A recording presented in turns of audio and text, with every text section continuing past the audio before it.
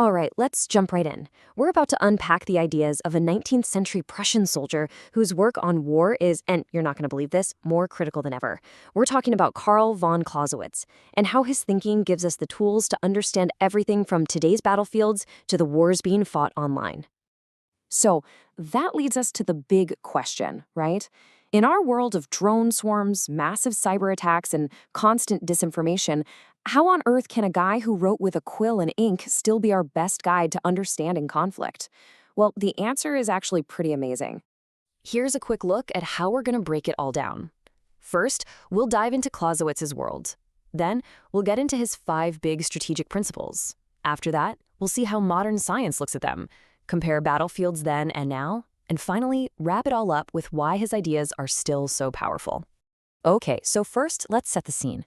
Picture the early 1800s. Europe is in chaos, totally turned upside down by the French Revolution, and of course, the military genius of Napoleon Bonaparte.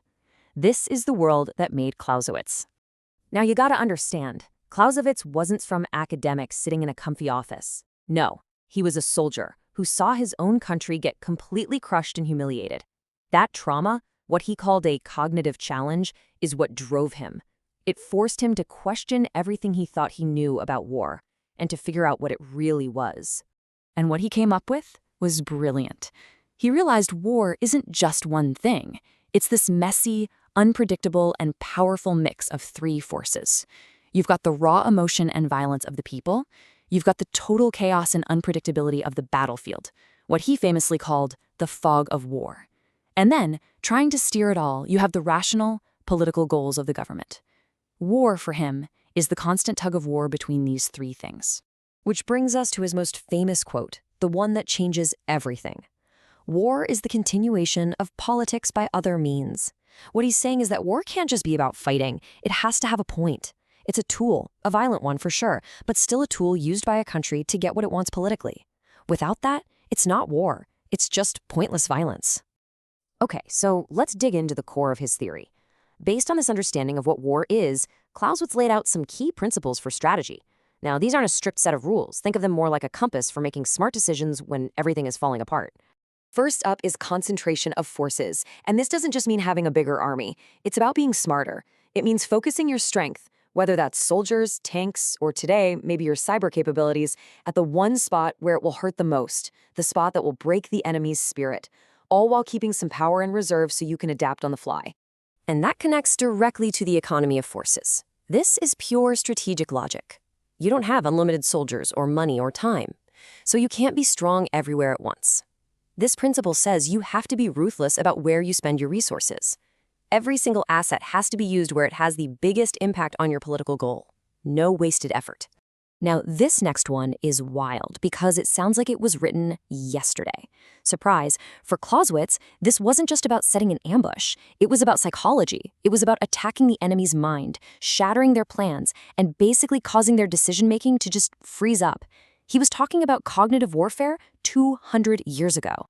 Every attack eventually runs out of steam. That's the culminating point.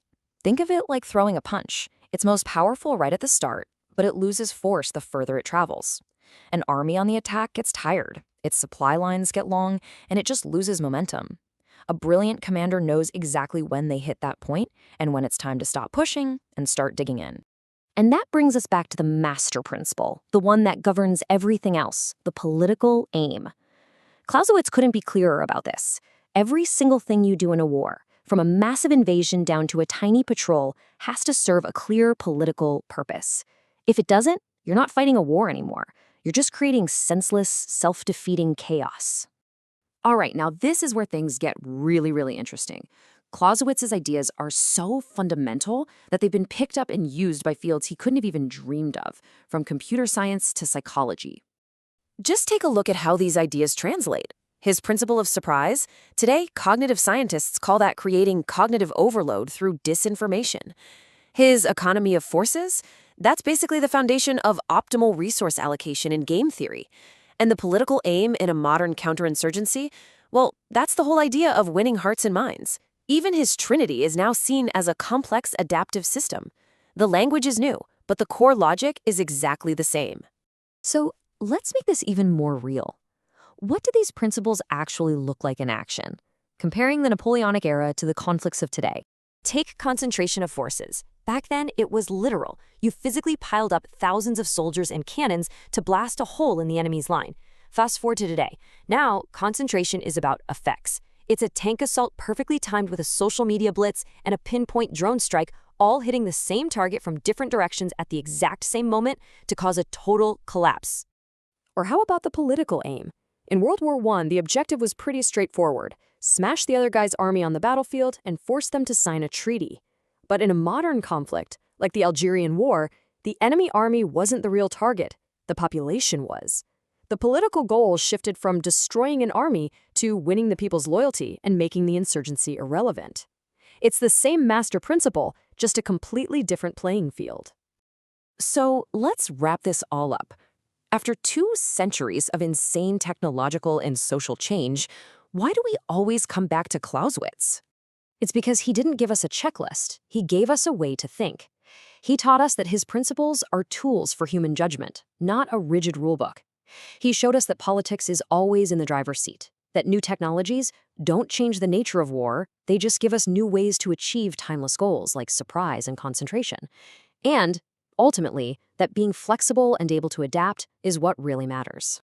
And that leaves us with one last, massive question for our future. As artificial intelligence gets scarily good at predicting the battlefield and optimizing every move, is there still a place for that messy, creative, sometimes irrational human judgment that Clausewitz put at the very center of war? That's something to think about. Thanks for joining me.